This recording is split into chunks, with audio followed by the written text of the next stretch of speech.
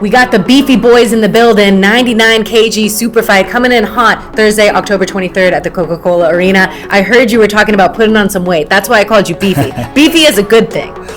Yeah, I put on a little bit of weight this fight. The last time I fought was August 31st and I was 99 kg and I'm weighing in about 106 today, which is heavy for me. It's been a while since I've been this heavy, but yeah, I think it's gonna transfer over quite well, and you know the guy I'm fighting is a big guy, and I think it's probably needed. Yeah, I saw him in the media day area, Samuel. Yeah. When you guys pass each other, is there moments of like, you know, sizing each other up or anything like that? No, listen, Samuel's he's a nice kid. You know, he's obviously the 14-year age difference, which is funny. But you know, I've got a lot of respect for his teammates and his coach. His coach is a phenomenal competitor, and they've got a lot of respect for our coach. So yeah, I think it's going to be a good fight. You know, it's one of those where he's a higher belt than me. He's done jiu-jitsu a lot longer than me, but yeah, not many people train harder than me. You know, I know that for sure. And your background was in bodybuilding. Yeah, so I spent I played football at a pretty soccer for you guys at a pretty decent level when I was younger, and then transferred over to bodybuilding for 10 years. And then one day I woke up and I was like, this sucks, I want to do something different. And then I was 30-year-old and I was like, well, how do I get good at jiu-jitsu as quickly as possible? So I started training with Abood, who's obviously my teammate on this card, and then just progressed and started training 3-4 hours every day and pushed myself to fight the best guys as soon as possible. So yeah, and here we are, you know, on Quintet, like the first YouTube video I ever watched when I didn't know what jiu-jitsu was, and now I'm fighting on it. It's pretty crazy. Like. That's amazing. I feel like there's so many full circle moments in martial arts in general. I'm very interested to know what got boring for you about the bodybuilding. I think it was just because the amount of damage that don't get me wrong, you do yourself a lot of damage in jiu-jitsu. I've had five major surgeries in the last 5 years, so yeah, I'll tell you that's a story I'll tell you after. But with bodybuilding, it got to a point where I was doing so much damage to my body at a fairly young age, you know, and I was married at the time with a kid, and I just felt like I had to try and do something different.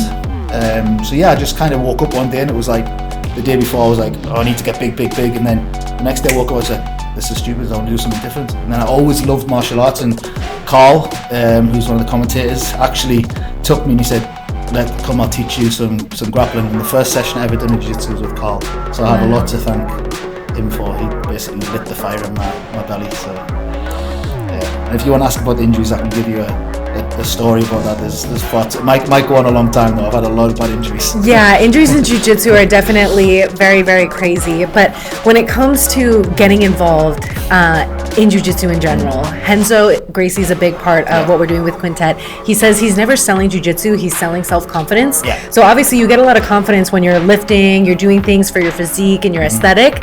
Whereas jiu-jitsu, I'm sure you discovered a different type of confidence.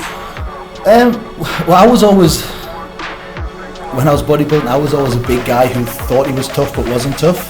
Does that make sense? Mm-hmm. Because all bodybuilders do, right? And when I actually started jiu-jitsu, I was getting my ass whooped by like guys who were 45 kg lighter than me, you know? So that kind of brought me down from being super confident in myself to like, wow, I do not know how to fight. Like, I have no idea. And that kind of like took me back to the bottom. And then I slowly built myself up to the point where like my teammates and Abood and now my head coach, my professor Antonio, they have a lot of confidence in me, and my teammates, my girlfriend, they push me to, you know, like literally do as much as I can. And I don't set limitations for myself, you know, like I generally will fight anybody, like anybody. If somebody said I've got to fight PJ Barge, Puya, Lucas Barbosa, I'd fight them all now. We'll line them up right now. I just saw them outside. I'll get my ass whooped, like, but I generally would fight them, like, because at the end of the day, like, it's not that bad, like, it's not like you get your head punched in, you know, you might get submitted, like, it's fine, like, and why would you not want to go against the best guys in the world? Like, it's a privilege, you know. Mm-hmm. So that's where my head's at.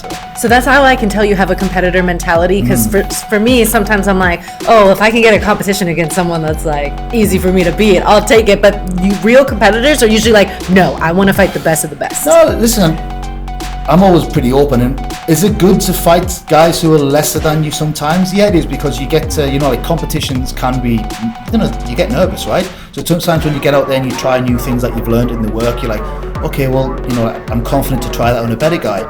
So if you know your technique's going to work on a good guy, that's when you know your technique's it's solid, So, I'm not being big-headed saying I'll walk through everybody, but if I got offered a fight against one of the best guys, knowing like there's a 99% chance I'll get beat, I'd still take it. Like I'm not scared of a challenge. Like I generally thrive on it, And so you're balancing doing this jiu-jitsu thing that you're obsessed with, but also you own Northern Projects. Yeah. And that is something that you brought to Dubai, or you started it in Dubai? No, so I started Northern Projects, which is a construction company in the UAE with two of my close friends. So I run the business and they're silent partners. And we've rapidly grown to, doing over 100 million revenue a year. And obviously balancing that with training 3-4 times a day it's difficult, but I do it. I get up one morning, I go to train, go work 8-9 hours a day, come and you back. have kids too, right? I have a little girl in the UK as well, so yeah, but she's in the UK, so I don't get to see her as much as I like. But then I've got three dogs and a high maintenance girlfriend. I lead a busy life, but somebody always said to me, like, I'm at the best when I thrive in chaos. Yeah. And I think that's when I'm bored, I'm horrible to be around. I need some chaos in my life. And so tell me a little bit about the project that you work on, because I saw you're also working with like Burj Boxing. So is that just someone that you partner with, or is that Yeah, so again, that came from one my operations manager. He just came up with the idea, and because we have a love for like martial arts and trying to push just general martial arts in the region, I wanted to be one of the sponsors. So I just thought, it would be good to get our name out there, just to show that we're willing to help the local community, and it's the same as jiu-jitsu, like there's a lot of people push money into the region for jiu-jitsu, and it's only going to help the industry, so yeah, I'm all for giving back to the community. Yeah, it's definitely a symbiotic relationship that these investors have with martial arts. Sure. Quintet 5 is being sponsored by Funder Pro. Yeah. So what is it like for you guys? You guys live in the UAE, in Dubai, which is becoming a hub for jiu-jitsu, and now you have investors putting in money to put on great shows like this.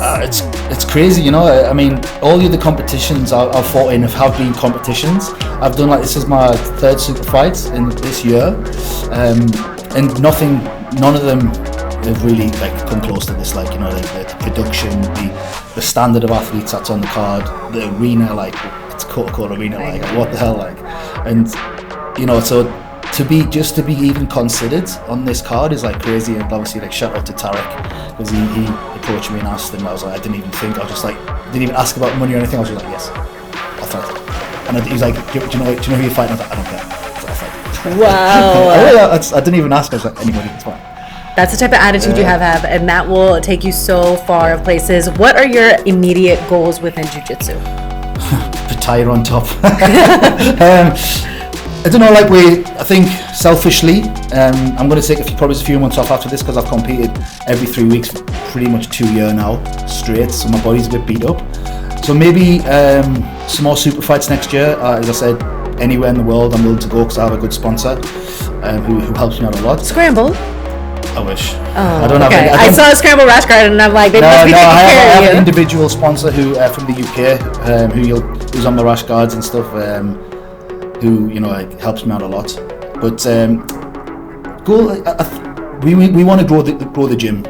Jesters' name is starting to get out there, and to have two of the 3 super fights with Jesters athletes on is amazing. So as Abood said in the previous, we want to push Jesters to be one of the number 1 teams in the region, and looking internationally, and if we can get on one of the teams next year in Quintet if it's back here, or even abroad, we'd snap your hands off, because we have some very, very good guys coming through, and some good black belts, all my weight, so I'd maybe have to cut 20 kg to make the team, but that's probably the aim really. Yeah, that would definitely be a great goal. We did have a women's card originally, and then it fell through. Yeah. Is there anyone at Jesters that's on the women's team that might be in the competition mindset, or is people mainly hobbyists? No, we've got obviously AGP Worlds is coming up in 3 weeks, and we've got we've got 30 competitors going in total, and half of them are women. Wow. Yeah, that's crazy. And all of them are adult women, not masters. Like, so they're all between the age of like 18 to 30. So, and we have a few good girls. A lot of them in the gi, but I think it was my girlfriend does it. She's injured at the moment, but you know, if I was to pick one who's probably, I don't want to go on record and say, actually I'm going to go on record and say she has the ability to go to the very top. She's called Nada, and she's incredible. Like, where she is now and where she'll be in 2 years' time, watch out for the name, Nada Ahmed. Yeah, and she's going to be the next big thing coming out of this region. I promise you. Wow, yeah, Nada Ahmed. Remember the name. Yeah, just have a watch of us foot. She's going to be the next big thing. Yeah, so. Wow. Well, consistency is definitely key. When it comes to your upcoming match, the Superfight, what do you want fans to get excited about? Yeah, I just want it to be a good fight. You know, Samuel's, his style, I think it's going to complement each other quite well. I don't think it's going to be a slow fight. I think it's going to be fast-paced, and I want it to be, I know it's all cliche, but I want it to be like a war, where it's the opening fight of the night. I want to get everybody off the seats and think, like, wow, this card's going to be amazing. So, win or lose, I just want to have a bit of fun and get out there and see what happens. But listen, I'm not coming to lose, I'm coming to win. And you want people to remember the name John Jones. Yeah, there's more than one John Jones now. He's retired. Let me have my time now. Yes, this is the better John Jones. This is my favorite John Jones. There we go. That's but yeah, I just, as I said, hopefully after this, I'm only a purple belt still. I've only been doing this 5 year. But as Abood said, I'm fighting black belts now, and I've not lost yet against a black belt. So wow. Yeah, I'm willing to go and put my name out there, and if it doesn't happen, it doesn't happen. But I'm resilient and I'm stubborn, so I'll get where I want to be. Well, we're gonna manifest that scramble shot, maybe a super fight on Polaris someday. They have a lot of I think circuits that take you from like the prelims to the super fights. So we're gonna manifest a bunch of different things. Polaris, pick up the phone. I'm ready. Anybody. Anytime, anywhere. There's a lot of people. Benjamin Bennett. He'd be a fun one for you. I was on the same card as Benjamin Bennett in August, the Grapple Max. He's super aggressive. Ben's a bit lighter than me, but he's fun, man. He's super cool to watch. Crazy guy. And he's one of my favorite guys to watch, and he's wild. So we were on the same card in August, which was cool in the UK. I love it. Well, you can catch John Jones in action October 23rd live from the Coca-Cola Arena. It'll be streaming on Triller TV if you're in the Americas or UK, or if you're regional, it'll be on Stars Play. So catch this guy. He is going to be making his way through the competition scene. Thanks, guys.